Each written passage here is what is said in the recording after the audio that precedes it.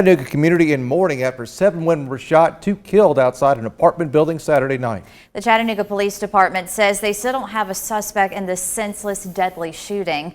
News 12's Andy Santoro spoke with residents of this community and also heard from a teacher of one of the victims. She's live in the studio with the details. Andy.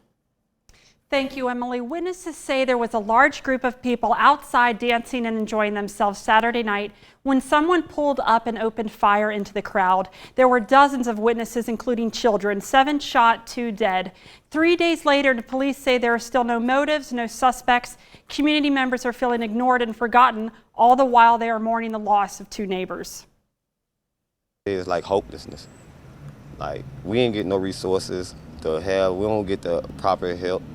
So when you coming up out here, it's like, this is life. Days after a gunman opened fire into a neighborhood party and still no suspects, community members are on edge and frustrated. Officials aren't doing more to prevent the violence. We know the mayor getting pressure about it, which he should, because y'all getting all this money and they ain't pumping nothing out here in this community. But y'all go revitalize everything around it, all these resources around it. But what have we got? As in other recent shootings, the Chattanooga police will not confirm this was gang-related. They come out with a concept, oh, we ain't got gangs, we ain't got no problem. But these families around here crying, so how we ain't got no problem? 7 women were shot Saturday night and 2 died. Police performed CPR on victims in the street before EMS arrived.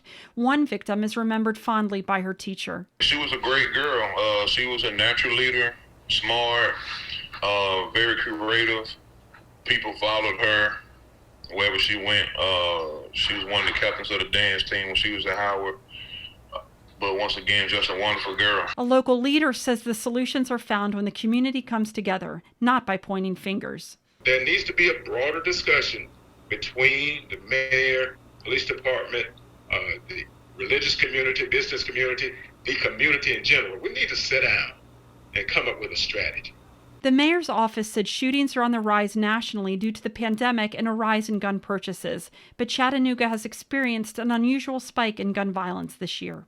But you done had mall shootings, you had shootings at everywhere else. It's a whole city thing. Once you're in denial of it, it's still gonna be rolling.